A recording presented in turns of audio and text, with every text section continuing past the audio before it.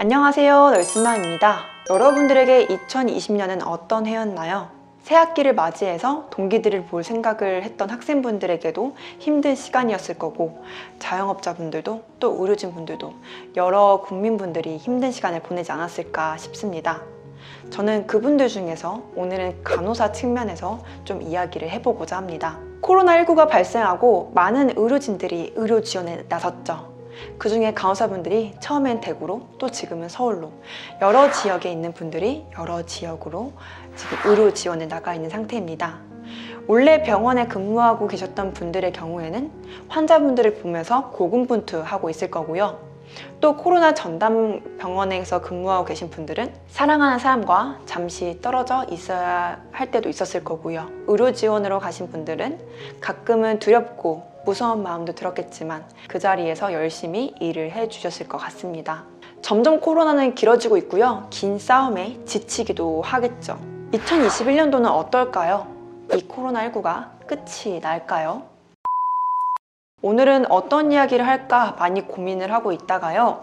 간호사분들이 느끼는 고충에 대해서 조금 이야기를 나눠보면 좋겠다 싶어서 이렇게 카메라를 켜게 되었습니다. 첫 번째 고충은 아무래도 의료 인력 지원에 관한 걸 텐데요. 저는 간호사이고 제 주변도 간호사입니다. 간호사 면허증을 가지신 분들이 의료 지원에 나가 계신데요. 경력이 없으신 분들도 있을 거고요. 경력이 많으신 분들도 있을 거라 생각이 듭니다.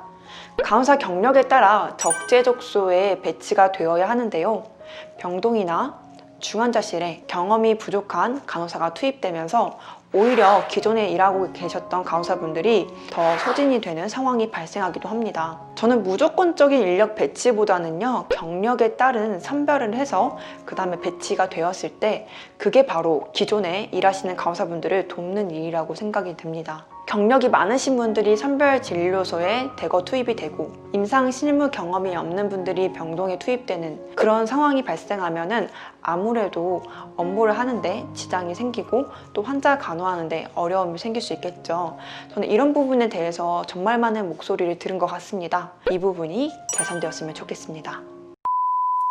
네, 두 번째로는요, 기존에 근무하고 계셨던 간호사분들의 근무 여건이 조금 개선되어야 되지 않을까라는 생각을 해봅니다. 2020년 마지막에 이런 청원이 세상 밖으로 나왔죠. 코로나19 전담병원 간호사 파견 인력 임금의 3분의 1을 받아 라고요.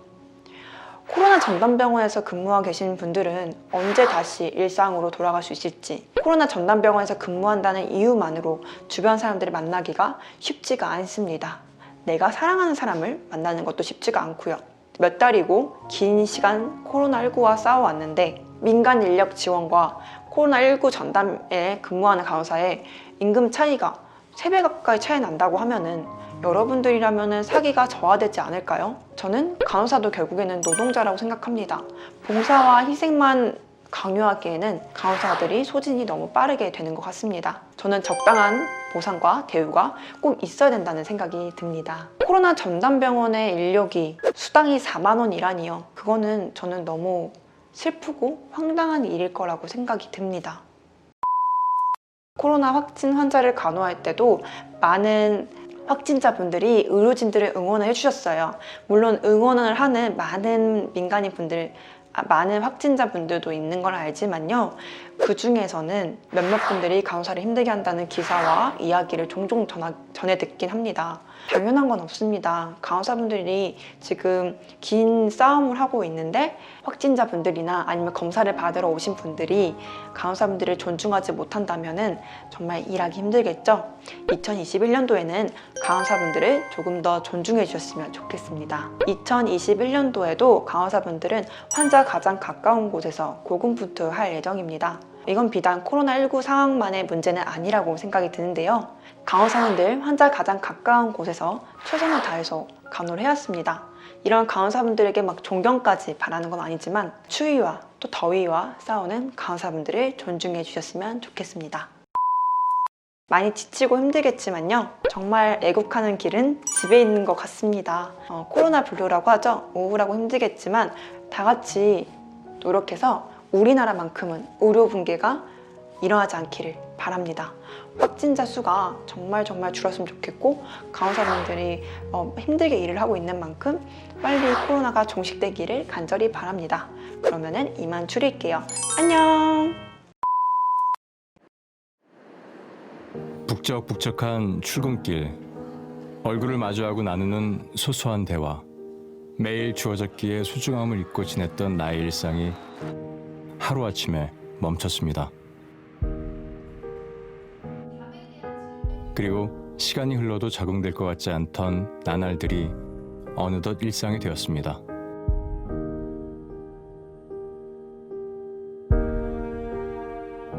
대구에서 코로나19 확진 환자가 나왔습니다.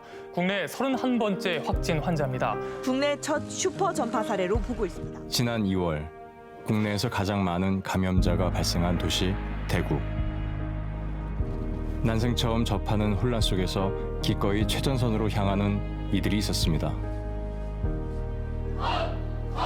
국가와 국민을 위하여 충성을 다하고 그리고 여기 대구로 향한 또 한 명의 간호사가 있었습니다. 이분들은 무기한 되신다고 하시거든요. 진짜 너무 멋있는 것 같아요. 여러분들 박수! 저는 지금 대구 확진 환자를 간호하는 파트에 있고요. 환자들을 모니터링하는 게 주 업무이고 남은 기간 동안 열심히 근무를 할 생각이고 이 기간이 다 끝나고 음성 판정이 나오면 다시 일상으로 복귀할 예정입니다. 의료진이 부족하다는 소식에 바로 대구행 열차에 몸을 실었던 진선 씨. KTX에 딱 몸을 실었을 때 그날 신문 일면 기사가 중국의 코로나19로 힘쓰던 의사분이 사망했다는 뉴스가 기사 일면에 나오고 있었거든요. 그래서 저도 굉장히 그때는 무서운 마음이 들었고 저도 사람인지라 그랬던 것 같아요. 숨가쁘게 도착한 대구는 그야말로 혼란 그 자체였습니다. 모든 게 급작스럽게 발생한 거라다 보니까 어떠한 체계도 없었다고 말할 수 있을 것 같아요. 의료적인 체계라든지 약물, 방호복 여러 부분에서 부족했던 부분이었고요. 의료인도 많이 부족해서 186명을 간호사 6명이서 간호를 해야 되는 상황이었어요. 그 당시엔 주 6일 근무를 했었고 한 번 방호복을 입으면 기본 5시간 이상 있다 보니까 좀 탈진 아닌 탈진이 오기도 하고 좀 많이 지쳤던 상황이 있었던 것 같아요.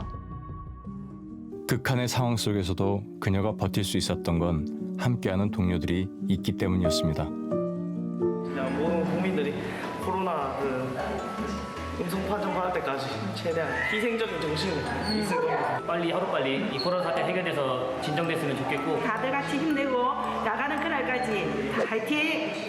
그날이 올 때까지 언제가 될지 모르겠지만 저도 화이팅 하겠습니다. 그런 의료진의 고군분투 덕분에 건강한 삶을 되찾은 이도 있습니다.